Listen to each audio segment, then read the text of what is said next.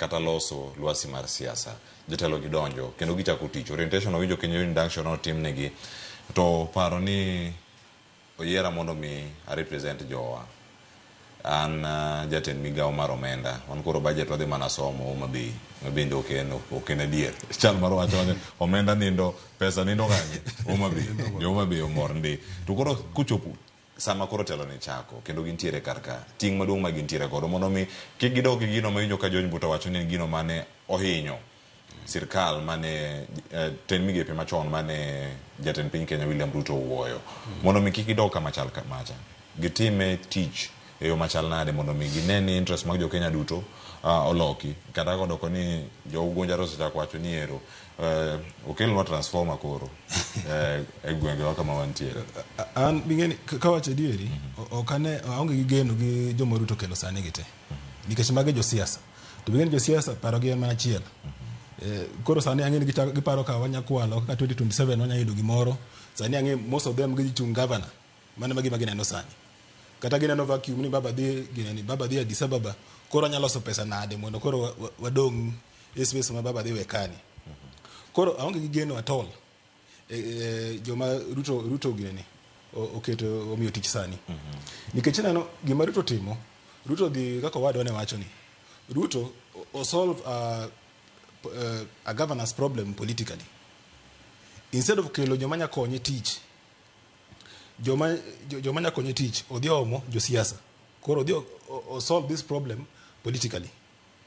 koro aonge gi geno at all gi joma kelo sani gi nikech neno Gen Z no dhi ng'anyo nikech mokongo gionge tije watch equitable share of revenue ineno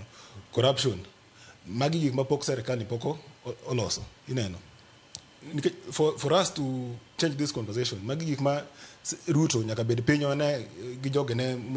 moyiero sani gi gine ka ginya konyowa deal gi issues gi ineno nikech sani kiwacho sani onge yudhe wach ni kata wach ni joma ya Murang'a Coast Kisumu Migori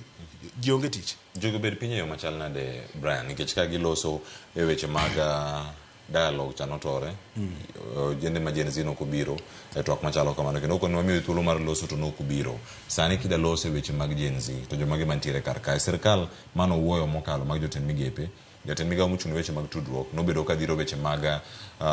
wifi e kor gwenge kendo digital hubs kuonde mopogore opogore nyaka ward level mondo mi olos tije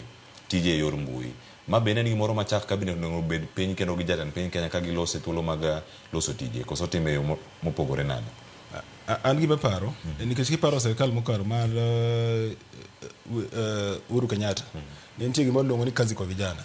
ne nitie linda mama ne nitie ka economy tiyo maber ka space nitie in fact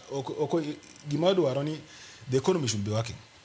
that way kawacho ni kata an kokil kamaloka ang'eni kibiro ire nyachula lakini sani ji test struggle onge pesa na dabo biro ire ngisi ni an kata gimi 1,000 kata onge gimoro abo chuli next week koro gima wadwaro economy matiyo